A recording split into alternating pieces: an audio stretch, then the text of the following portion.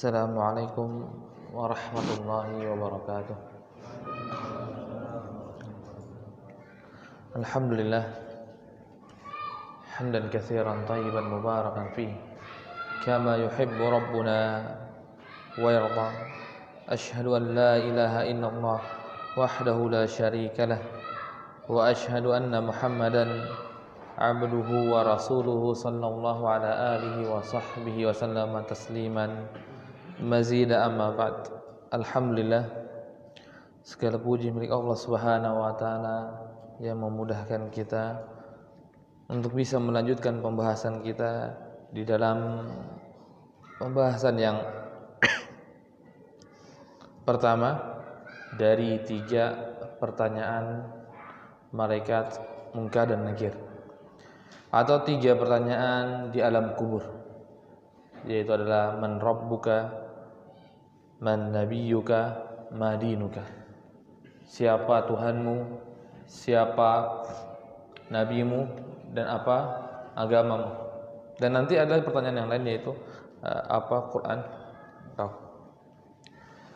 3 pertanyaan ini adalah sebuah pondasi dasar bagi kita seorang muslim.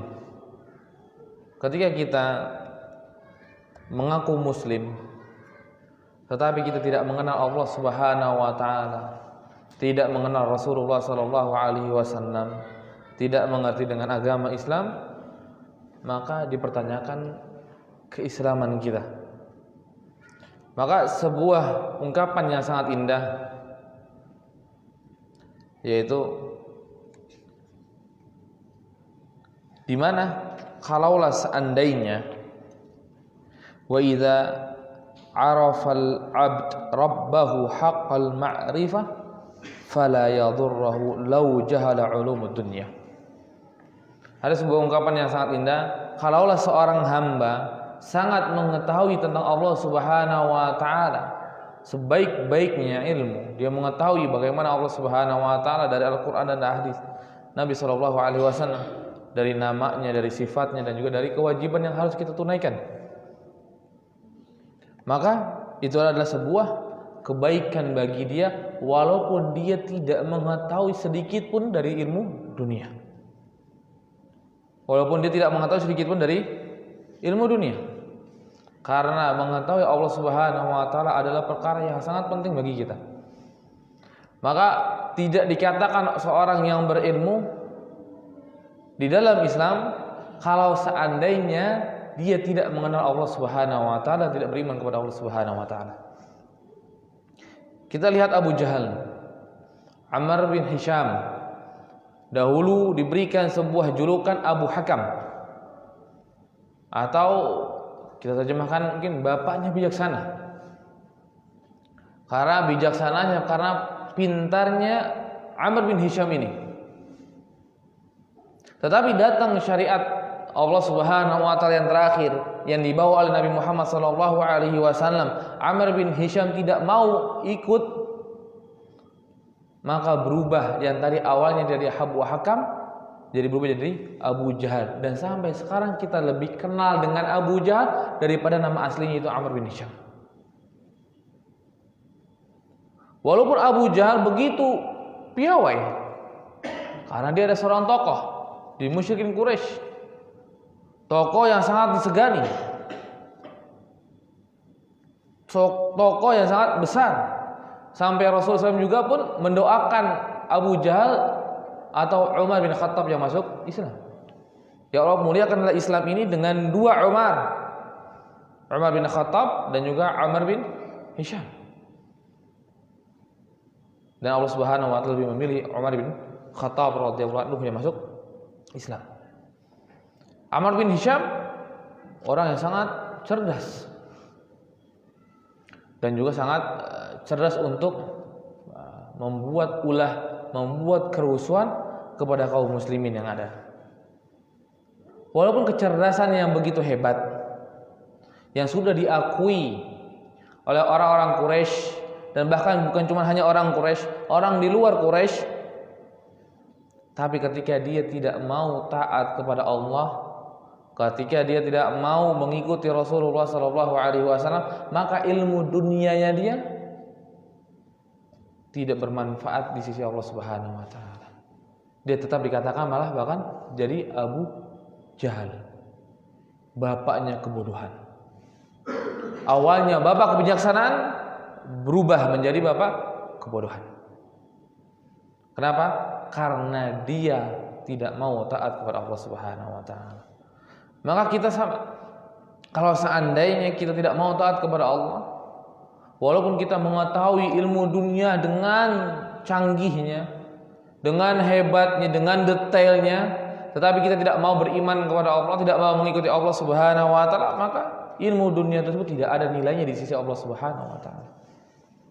Tidak ada nilainya. Seperti Abu Jahal yang tidak ada nilainya kebijaksanaannya. Karena dahulu itu sangat dicari orang yang bijaksana. Tapi ketika dia tidak mau beriman, maka berubah julukannya menjadi Abu Jahal. Maka di sini muallif atau penulis rahimahullah taala, setelah beliau membawakan 3 bab, 3 muqaddimah,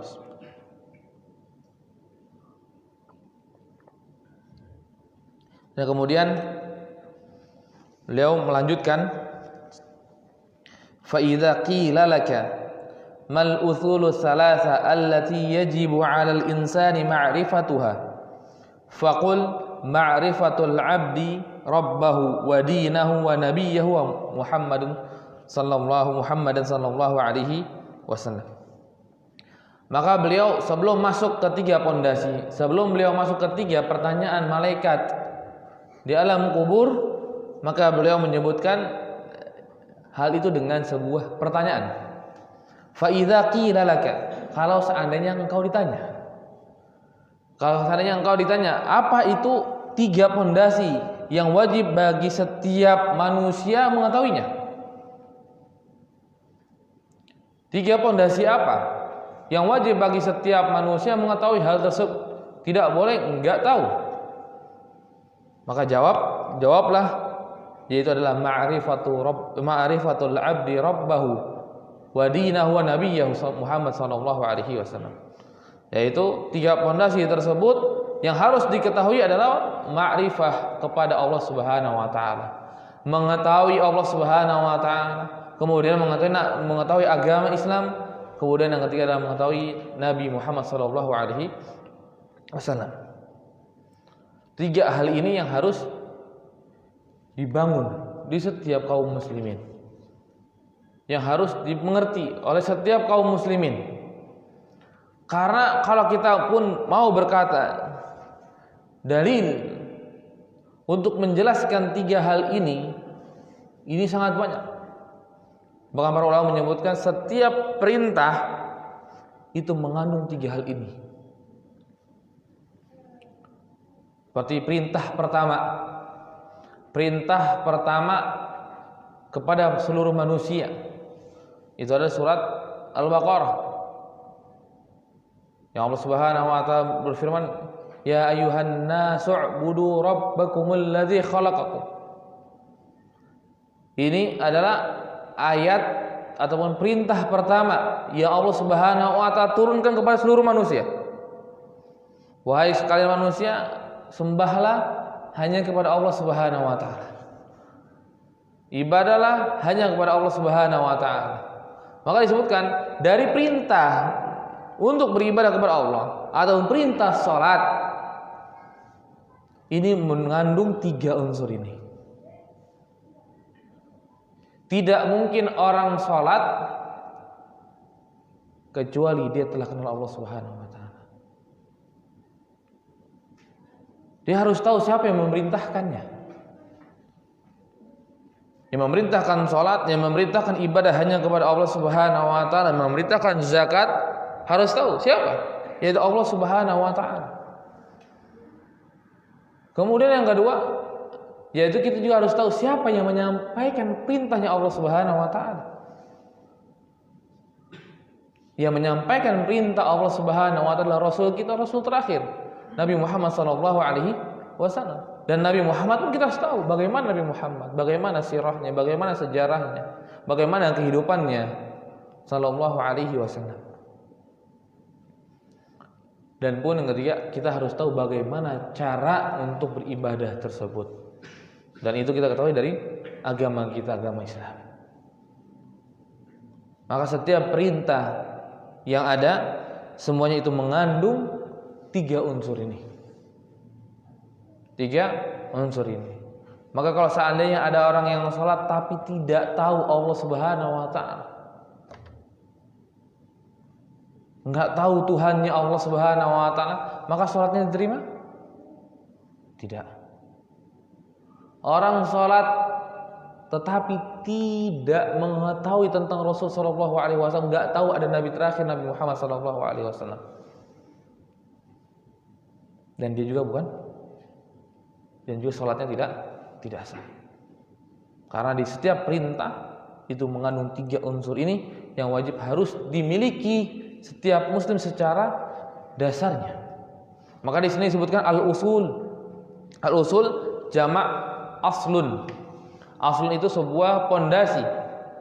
Sebuah pondasi, kalau kita bangunan, sebuah pondasi bangunan. Maka tidak mungkin bisa berdiri masjid ini kecuali ada pondasi-pondasi yang telah dibuat.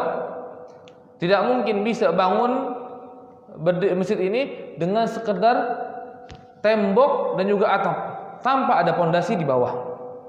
Tidak mungkin. Begitu juga dengan agama kita. Tidak mungkin agama kita bisa berdiri kecuali kita telah memiliki pondasi supaya bangunan di atasnya bisa berdiri dengan tegak. Nah, salah satu dari pondasinya adalah 3 hal ini, yaitu mengenal Allah Subhanahu wa taala, mengenal Rasulullah sallallahu alaihi wasallam, dan kemudian mengenal agama Islam. Di sini beliau rahimahullah taala membawakan usul salasah dengan cara menyebutkan secara umum terlebih dahulu. 3 pondasi tersebut ada 3 pondasi: ma'rifatullah, ma'rifatun nabi, ma'rifatud dinil Islam. Menyebutkan secara umum terlebih dahulu. Kemudian nanti beliau setelah ini akan menyebutkan satu persatu di antara 3 hal tersebut yang harus diketahui oleh setiap muslim, yang harus diketahui oleh setiap muslimah, mengetahui hal-hal tersebut. Maka setelah beliau menyebutkan wa idza qila laka mal usulu tsalatsa allati yajibu 'alal insani ma'rifatuha faqul ma'rifatul 'abdi rabbahu wa dinahu wa nabiyahu Muhammadan sallallahu alaihi wasallam. Kemudian beliau membawakan lagi pertanyaan yang selanjutnya, fa idza qila laka mar rabbuk. Kalau seandainya engkau ditanya dengan pertanyaan siapa Tuhanmu? Siapa pengaturmu? Maka beliau menyebutkan faqul rabbiyallahu alladzi rabbani wa rabba jami'al alamin bi ni'amihi. Maka beliau menyebutkan kalau seandainya ditanya siapa Tuhan, maka jawablah dengan jawaban rabbiyallah, Tuhanku adalah Allah Subhanahu wa taala, alladzi rabbani, yang dimana Allah Subhanahu wa taala yang mengatur kita, yang mengurus kita. Karena tidak ada suatu makhluk pun atau satu zat pun yang bisa mengatur kita, yang bisa mengurus kita kecuali Allah Subhanahu wa taala. Tidak ada yang mampu. Sebagaimana Allah Subhanahu wa taala menyendiri dalam penciptaan, maka Allah Subhanahu wa taala pun akan menyendiri dalam pengaturan yang ada. Maka di sini Rabbah, pengaturan, mengatur. Maka hanyalah Allah Subhanahu wa taala yang bisa mengatur seluruh alam ini. Hanya Allah Subhanahu wa taala yang bisa mengatur matahari, bulan, bintang, bumi, langit, manusia, hewan, jin, malaikat, dan semua makhluk-makhluk Allah Subhanahu wa taala yang lainnya. Karena cuma hanya Allah Subhanahu wa taala yang maha kudrah, yang maha kuat. yang maha kuat. Di sini beliau rahimahullah taala membawakan sebuah ungkapan yang sangat indah, yaitu bukan sekedar man rabbuka Allah. Siapa Tuhanmu? Allah. Soalnya ketika kita ditanya sudah makan? Sudah. Nggak perlu kita jelaskan sudah makan saya dengan ikan misalnya. Karena yang ditanya sudah makan? Belum. Siapa bapakmu? Bapakku Sulaiman misalnya. Maka cukup. Tapi di sini beliau rahimahullah taala menyebutkan man rabbuk, siapa Tuhanmu? Maka jawaban beliau dengan sedikit panjang, bukan karena tanpa alasan. Karena beliau ingin menetapkan sebuah penetapan, yaitu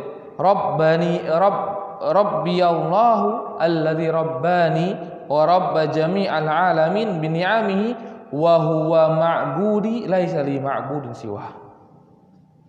Beliau ingin berdalil dengan menyendirinya Allah Subhanahu wa taala di dalam pengaturan,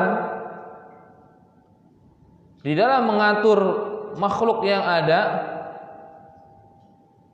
Karena di sana juga beliau menyebutkan wa rabba jami'al alamin bi ni'amihi, dan juga Allah Subhanahu wa taala yang mengatur seluruh makhluk yang ada dengan nikmatnya. Maka karena itu, dan karena itu hanya Allah Subhanahu wa taala yang mampu, yang bisa, maka wa huwa ma'budi, dan itulah sesembahan yang berhak untuk disembah. Karena tidak mungkin ada seseorang bisa menyembah kepada selain Allah Subhanahu wa taala yang dimana dia tidak mengaturnya, dia tidak menciptakan, nggak menciptakan kita dan tidak mengatur kita. Maka tidak mungkin hal tersebut bisa terjadi. Maka zat yang bisa mengatur kita, yang bisa menghidupkan kita, maka dialah zat yang berhak untuk diibadahi. Wa huwa ma'budi laisa li ma'budin siwa, dan aku tidak memiliki sesembahan selainnya, dirinya, selain dirinya, selain Allah Subhanahu wa taala. Dan ini sesuatu yang sangat dijunjung tinggi oleh Rasulullah sallallahu alaihi wasallam, yang sampai Bilal bin Abi Rabah radhiyallahu anhu disiksa, ditaruh di atas padang pasir, kemudian ditimpa batu yang besar. Pasir yang ada di mereka, di padang pasir tersebut, bukan sekadar panas yang biasa. Panas padang pasir itu bisa memasak makanan. Kalau kita tahu ada nasi mandi, ada istilah namanya nasi mandi, itu cara masaknya itu nggak pakai kompor. Cara masaknya ditaruh nasi tersebut dengan bumbunya, kemudian ditaruh di panci, dan kemudian digali lubang pasir, kemudian ditaruh. Dan kemudian setelah itu 4 jam 6 jam matang nasinya. Kita bayangkan pasir yang begitu panas yang bisa memasak nasi, ini Bilal bin Abi Rabah radhiyallahu anhu ditaruh di atasnya. Bukan sebentar, sampai sore. Bahkan bisa jadi lebih lama daripada memasak nasinya. Ditaruh di atas, kemudian ditimpa batu besar. Dan Bilal bin Abi Rabah radhiyallahu anhu ketika itu memilih sebuah kata untuk menjelaskan tentang Allah Subhanahu wa taala, sebuah kata yang sangat dibenci oleh tuannya, oleh orang musyrikin Quraisy, dengan perkataan ahad. Ahad. Beliau bukan berkata Allah, bukan berkata Ar-Rahman, bukan Ar-Rahim, bukan Ar-Razzaq. bukan Al-Qadir, Al-Ghaffar, bukan, tapi Ahadun. Kenapa? Karena nama Allah Subhanahu wa taala ini yang membuat orang musyrikin sangat marah. Karena mereka sangat tahu ketika ngomong Ahad menunjukkan hanya Allah Subhanahu wa taala yang berhak untuk disembah. Maka diulang-ulang oleh Bilal bin Abi Rabah, Ahadun Ahad. Ahadun Ahad.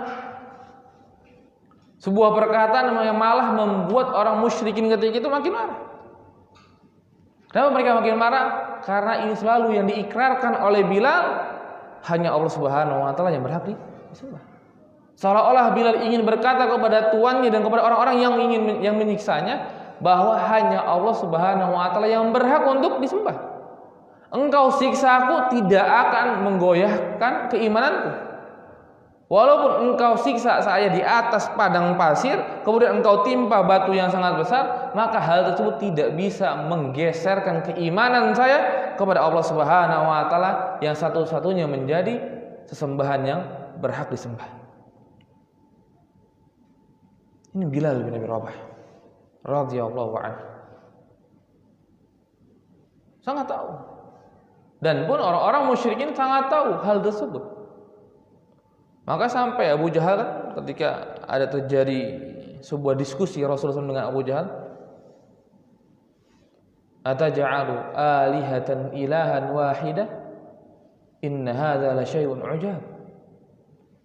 Wahai Muhammad, setelah diskusi dengan Nabi Muhammad SAW ingin meredam dakwah yang Nabi Muhammad ceritain ketika itu, Abu Jahal ingin memerintahkan kepada Nabi Muhammad SAW untuk tidak menyerukan kepada hanya menyembah Allah Subhanahu wa taala saja. Kemudian Nabi Muhammad menolaknya, tidak bisa tawar-menawar. Tidak bisa tawar-menawar di dalam menyembah hanya kepada Allah Subhanahu wa taala. Maka kemudian berkata Abu Jahal, ataj'alu alihatan ilahan wahida inna hadza la syai'un ujab. Wahai Muhammad, apakah engkau ingin menjadikan Tuhan-Tuhan yang begitu banyak di Mekah ini, yang engkau lihat begitu banyak yang berhala-berhala yang ada di kota Mekah, berhala-berhala yang ada di Ka'bah, dan engkau ingin jadikan mereka semuanya jadi satu, yaitu Allah Subhanahu wa taala. Engkau ingin menyingkirkan Tuhan-Tuhan yang ada ini dan hanya menjadikan Allah Subhanahu wa taala sebagai Tuhanmu dan sebagai Tuhan kita. Inna hadza la syai'un ujab. Ini adalah sebuah perkara yang sangat mengherankan wahai Muhammad. Karena Abu Jahal dan orang musyrikin sudah terbiasa dengan kesyirikan yang ada, sudah terbiasa menyembah kepada selain Allah Subhanahu wa taala. Maka mereka merasa asing dengan dakwahnya Rasulullah sallallahu alaihi wasallam. Dengan dakwahnya Rasulullah. Maka cuma hanya satu yang berhak disembah hanyalah Allah Subhanahu wa taala. Walaupun banyak Tuhan yang disembah oleh manusia. Karena kita melihat banyak yang disembah oleh manusia, bahkan saking bodohnya manusia menyembah kepada sesuatu yang hina, sampai mereka itu menyembah, sebagian mereka ada yang menyembah kepada tikus.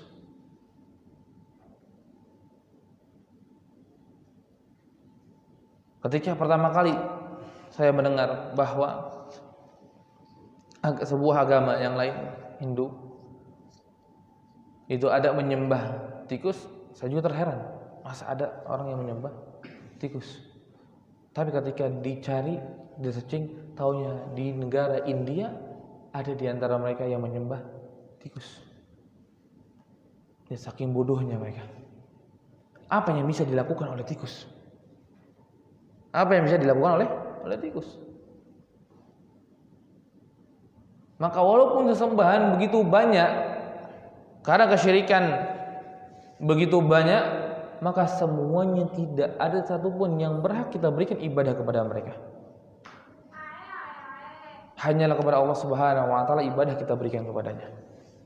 Inna salati wa nusuki wa mahyaya lillahi rabbil alamin. Tunggu salatku dan nusukku, sesembelihanku dan kehidupanku dan kematianku hanya untuk Allah Subhanahu wa taala. Ini ikrar seorang muslim. Seorang muslim akan berkata, salat saya, zakat saya, puasa saya, baca Quran saya, belajar saya, semua ibadah-ibadah yang saya lakukan ini hanya semata-mata untuk Allah Subhanahu wa taala. Hanya semata-mata untuk Allah Subhanahu wa taala. Tidak mungkin saya akan berikan kepada selain Allah Subhanahu wa taala.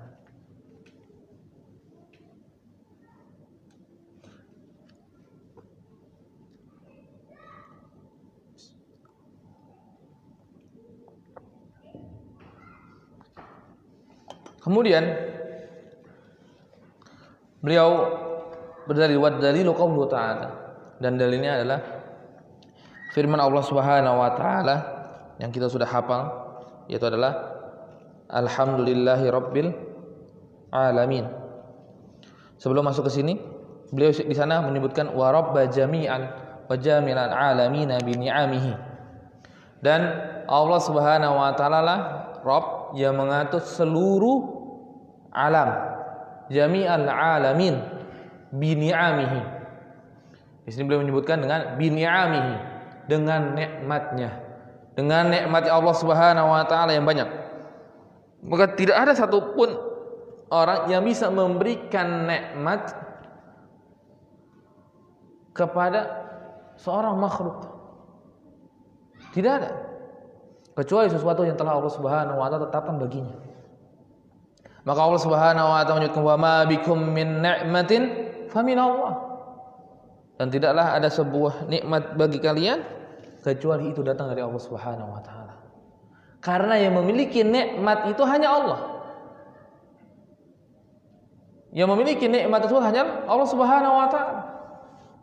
Karena seluruh selain Allah Subhanahu wa taala itu adalah makhluk Allah Subhanahu wa taala. Maka di sini Rabb jami'al alamin, seluruh alam. Seluruh alam yang ada itu semuanya adalah makhluk Allah Subhanahu wa taala. Adalah makhluknya Allah Subhanahu wa taala. Maka kita akan senantiasa mendapatkan nikmat dari Allah. Maka sangat disayangkan kalau seandainya kita berani untuk bermaksiat, berani untuk melakukan perbuatan kesyirikan, sedangkan kita masih mengambil nikmat dari Allah Subhanahu wa taala. Maka ada seorang ulama ketika seorang muridnya bertanya, apakah aku boleh bermaksiat? Karena aku tidak bisa nih meninggalkan maksiat ini. Maka ulama berkata, silakan engkau bermaksiat, tapi tolong pastikan 4 perkara kepadaku, atau 5 perkara kepadaku.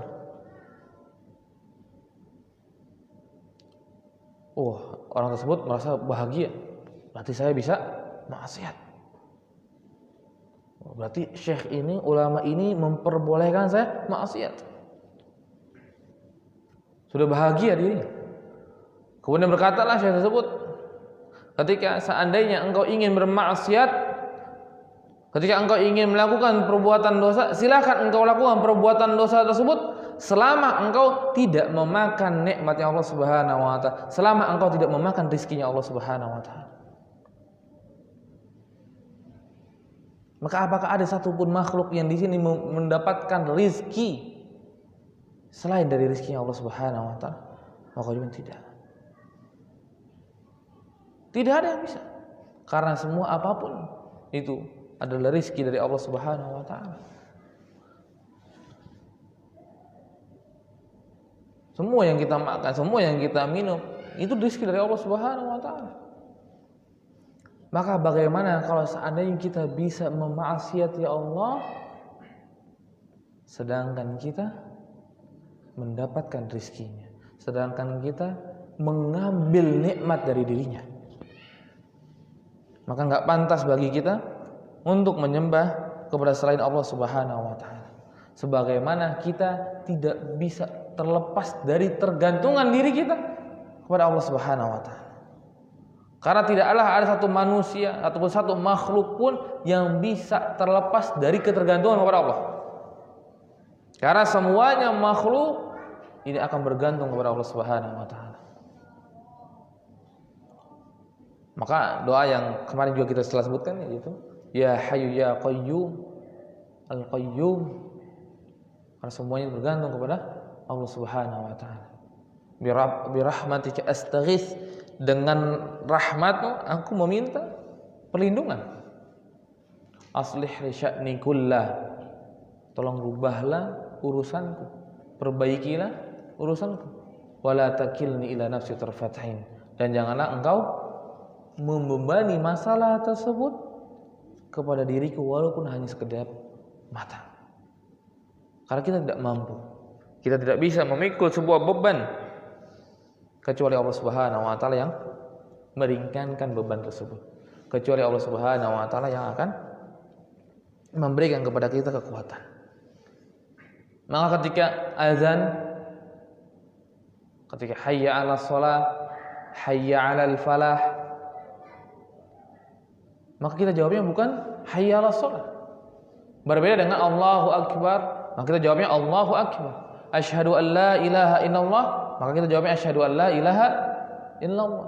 Wa asyhadu anna Muhammadar Rasulullah, kita akan jawab juga wa asyhadu anna Muhammadar Rasulullah. Tetapi ketika ucapannya hayya 'alas shalah, hayya 'alal falah, maka kita enggak menjawab dengan hayya 'alas shalah. Tapi kita jawabnya apa? La haula wala quwwata illa billah. Ini untuk menjelaskan lemahnya kita. La haula, enggak punya daya, wala quwwata, enggak punya kekuatan, illa billah, kecuali dari Allah Subhanahu wa taala. Kecuali Allah Subhanahu wa taala memberikan daya dan upaya tersebut. Ini dalam salat. Dalam kita mau salat berjamaah, mau salat, itu kita pun enggak punya daya kecuali Allah Subhanahu wa taala memberikan taufiknya kepada kita, dan akhirnya kita jalan ke masjid dan kemudian kita salat berjamaah di masjid. Dan begitu juga dengan yang lainnya. Karena apa? Setiap makhluk tidak bisa terlepas dari ketergantungan kepada Allah Subhanahu wa taala. Maka kalau seandainya kita sudah mengetahui bahwa diri kita tidak bisa terlepas dari ketergantungan kepada Allah, maka jangan pernah sekali-kali kita berani untuk menyembah kepada selain Allah Subhanahu wa taala. Kecuali kita bisa melepas ketergantungan tersebut. Kita bisa makan, minum tanpa dari rezeki Allah. Kecuali kita bisa tinggal selain di bumi Allah Subhanahu wa taala. Baru kita bisa menyembah kepada selain Allah Subhanahu wa taala. Tapi karena itu semua tidak mungkin, maka tertutuplah dengan rapat sesembahan kepada selain Allah Subhanahu wa taala. Tertutup rapat menyembah kepada selain Allah Subhanahu wa taala. Maka tidak diperbolehkan menyembah atau beribadah kepada selain Allah Subhanahu wa taala. Dan kemudian beliau berdalil yaitu dengan firman Allah Subhanahu wa taala, alhamdulillahirabbil alamin. Rabbil alamin. Di sini ada dalil dari Rabbiyallahu alladzi rabbani wa rabba jami'al alamin bi ni'amihi. Rabbil alamin, Rabbnya semesta alam, Rabbnya seluruh alam yang ada, Allah Subhanahu wa taala, dan maha suci Allah Subhanahu wa taala. Maka beliau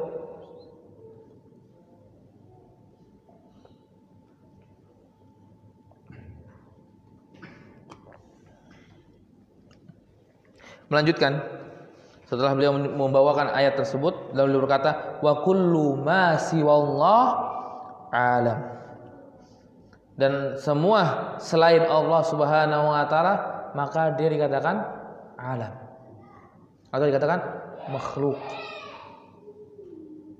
Wa ana wahidun min dzalikal alam, dan saya, kata beliau, ini salah satu dari bagian makhluknya Allah Subhanahu wa taala.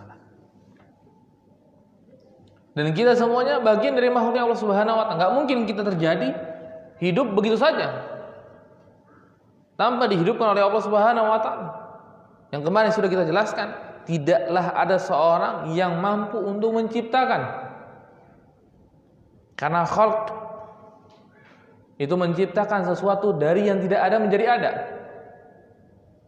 Tidak ada satupun dari manusia yang bisa melakukan hal tersebut. Walaupun mereka berkata saya menciptakan mobil, tapi semua barang dari mobil semuanya itu dari material yang Allah Subhanahu wa taala adakan di bumi ini. Dia tidak bisa menciptakan sebuah material baru begitu saja hidup, begitu saja ada. Tapi tidak. Dan mereka mungkin menggabungkan dari material dan material yang lain menjadi sesuatu yang baru. Tapi itu tetap dari material yang diberikan oleh Allah Subhanahu wa taala. Maka tidaklah ada satupun yang mampu menciptakan selain Allah Subhanahu wa taala. Maka tidak berhak untuk diberikan kepada selainnya. Maka kemudian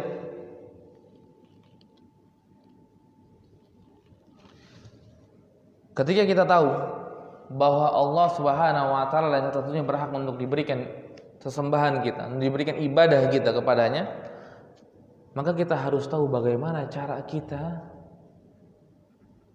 beriman kepadanya, atau bagaimana cara kita mengenal Allah Subhanahu wa taala dari perkara yang wajib bagi diri kita. Atau sering juga disebutkan ini adalah rukun iman kepada Allah Subhanahu wa taala. Maka hal ini adalah dikategorikan oleh para ulama ada 4 perkara yang wajib kita imani, yang wajib kita ketahui ketika kita ingin mengimani Allah Subhanahu wa taala, ketika kita ingin mengetahui Allah Subhanahu wa taala. Yang pertama adalah ma'rifatu wujudihi, mengetahui adanya Allah Subhanahu wa taala. Kita harus mengetahui Allah Subhanahu wa taala itu ada. Enggak boleh kita berkata enggak ada Allah Subhanahu wa taala. Kita tercipta begitu saja. Kita tercipta dari bapak dan ibu kita. Tidak. Tapi ada Rabb yang menciptakan kita. Ada Allah Subhanahu wa taala. Ada Tuhan, yaitu Allah Subhanahu wa taala. Ini yang pertama. Yang kemudian yang kedua adalah kita harus mengetahui tentang rububiyahnya Allah Subhanahu wa taala, Rabbani wa Rabb jami'al alamin. Mengaturnya Allah Subhanahu wa taala. Apa aja sih? Maka disebutkan para ulama dalam masalah Rabbani atau rububiyah, ini terbagi ataupun terdiri dari 3 hal secara garis besar, yaitu di dalam penciptaan, di dalam pemilikan, di dalam pengaturan. Di dalam penciptaan, di dalam pemilikan, di dalam pengaturan. Maka Allah Subhanahu wa taala sendiri yang bisa melakukan hal itu. Allah Subhanahu wa taala yang sendiri bisa menciptakan. Hanya Allah Subhanahu wa taala yang sendiri memiliki seluruh alam, dan hanya Allah Subhanahu wa taala sendirilah yang bisa mengatur seluruh alam.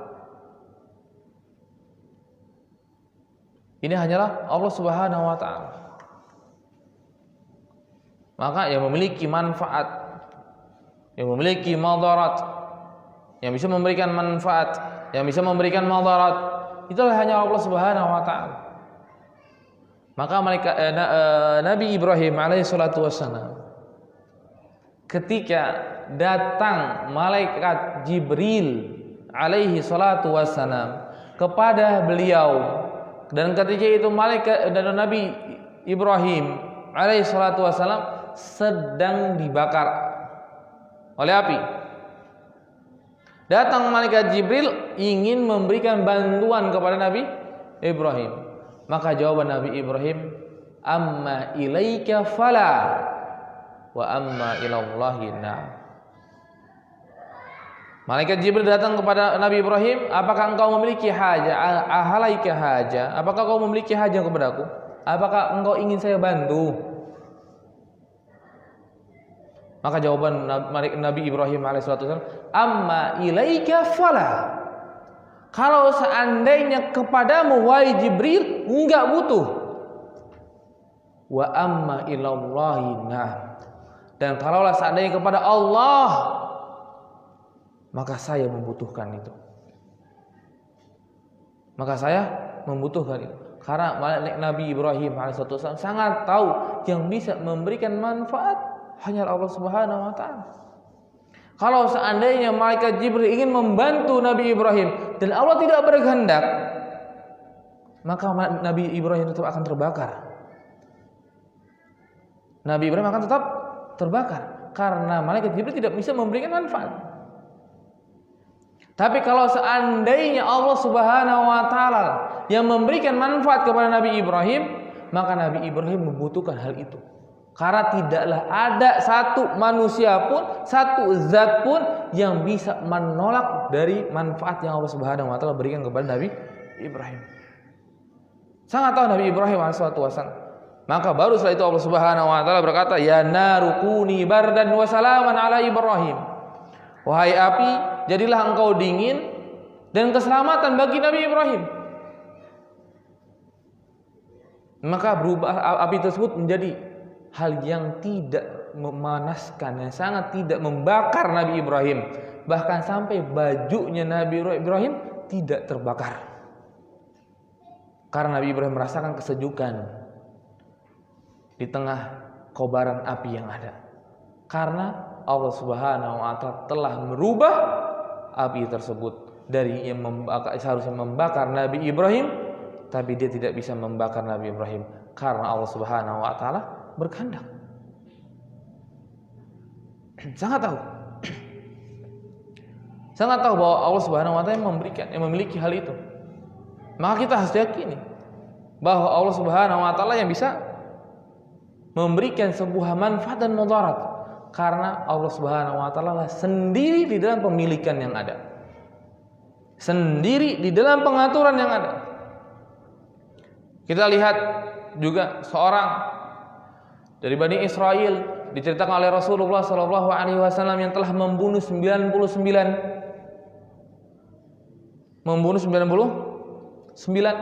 orang.